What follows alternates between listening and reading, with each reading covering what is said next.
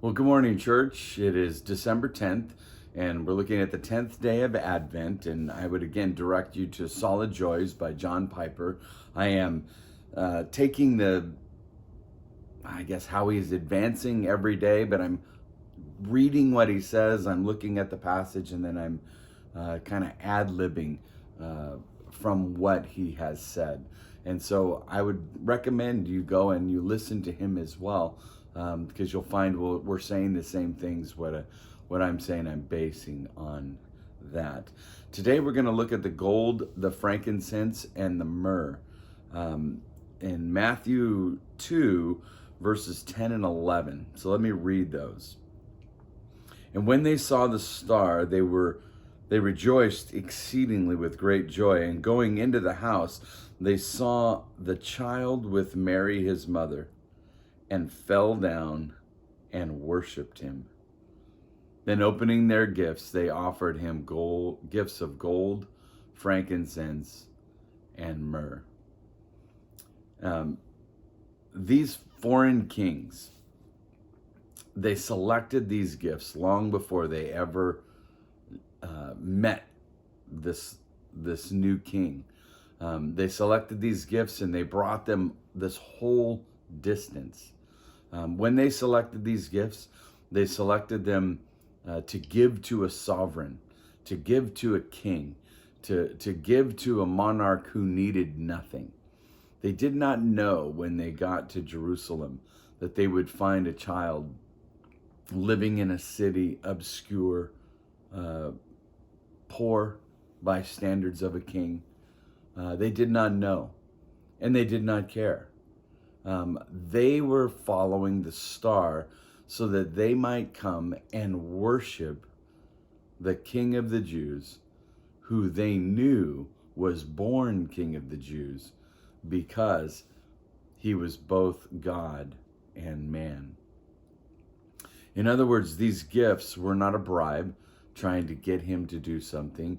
They were not an investment to try to get a rich monarch to support you in some venture. They were gifts from the heart to a sovereign, and that they were expressions of a love gift. Let me read what John Piper says. I think you'll like this quote. By giving to you what you do not need and what I might enjoy, I am saying more earnestly and more authentically, you are my treasure and not these things. These monarchs were giving a gift to a king, and they were just saying, you are worthy.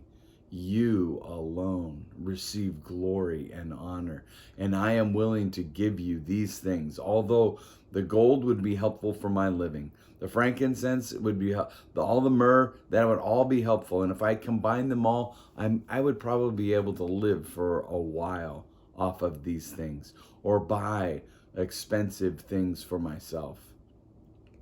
But I don't want those, and I don't want that ability. I want you, and I want to worship you. May God make that our desire.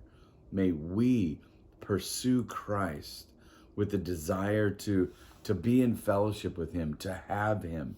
We don't get up in the morning and do devotions because it's our duty. We don't get up in the morning and pray to our Lord because it's our duty. And if we do, then maybe we can earn favor and get into a right relationship with our God, or maintain our relationship with our God. We don't do that for those purposes. We get up in the morning and read our Bibles because I need to hear from him. He is worthy. I get up in the morning and I pray because I want to worship him. He is worthy. The reciprocation, the him receiving me, he does that because of Christ. Christ died and reconciled me back to God. The things that I give, the money that you give the church, None of those things earn anything from the Lord. You must give of your treasures, your talents, because you love him and he is worthy.